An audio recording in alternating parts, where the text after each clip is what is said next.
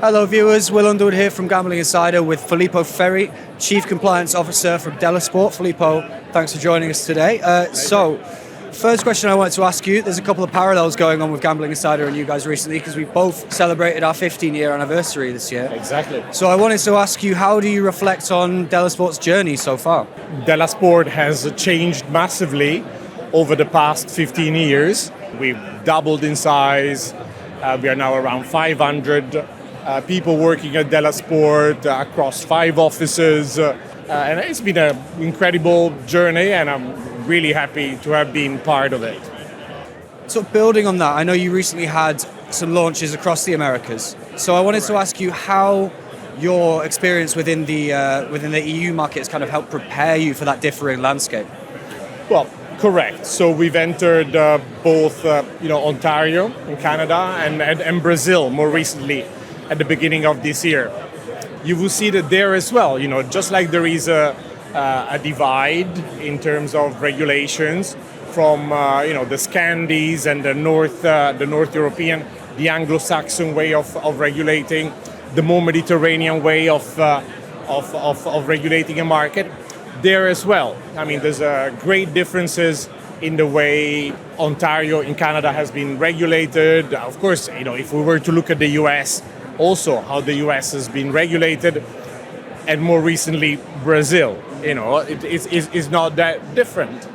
But I guess that the thing that prepared us the most, of course, is having first gone through creating a platform that could be adaptable to all different markets in Europe, of course, then allows you to more quickly, prepare it for a very demanding market like Ontario, and a very peculiar market like Brazil, for sure.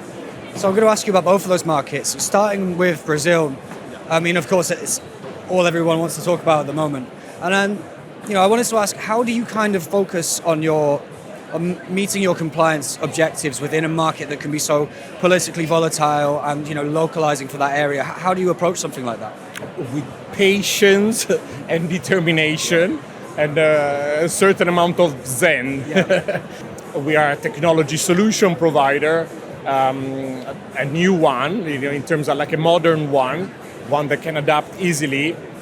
But when you have a regulator that is constantly changing and evolving the local requirements, then of course on the other side you need to have a company, a technology partner that is very supportive, that need to act very quickly.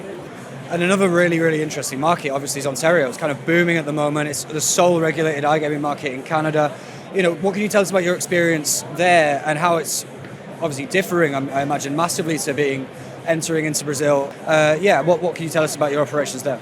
There's such a difference, right? You have a market there in which the regulator is very proactive and in which the regulator is embedded with your operations. I haven't seen that anywhere else, right?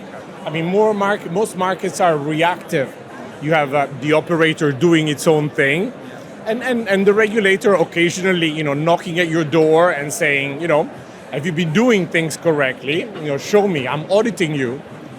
In Ontario, you have a regulator that is constantly aware of what is going on, because of the incredible amount of reporting, and the attitude is the attitude of a regulator that has all the desire to put you back on the right track. It's hey, look, this part of your business might require more attention at the moment. Focus on that, bring it back in line. It's a meaningful dialogue. The people are really, really nice, but very demanding. It's single-handedly the most difficult operation for an operator to run that I have seen. And then just to round things out, last question for you. This week, we enter the second half of 2025 already. Yes. So, I just wanted to ask, what can you tell us about your roadmap for the rest of the year? The funny thing about our roadmap for the year is that has completely changed when we put a new product out into the market, right? I mean, of course, we've entered the UK, which is massive for us, but we are definitely looking at entering South Africa with our turnkey solution. Hopefully Peru. Again, it's a roadmap that is still very much driven from where our sales team is looking to take us. So of course, as we gather more interest from people that want to launch operations in Alberta, local casino groups that are interested in going online, but also preparing for Finland, which is around the corner. It's not something that you can prepare for in 2026. It is something that needs to be ready now. So I would say that those are the jurisdictions that we are currently keeping under tap. This year we came out with a new product called Superpot. Is a pool betting game, okay? And what you find, of course, is that when it comes to pool betting, that really is defined in different regulations in very different ways. It is normally a product that would have been the prerogative of the monopoly, in the country. Some countries have, of course, opened that up. Some others have not. We had to embark on a whole journey of understanding, what kind of licenses as a B2B provider you need to obtain to sell a pool betting game. What local regulation apply to a pool betting games, and it's been tough. It's been difficult, but it's certainly paying back.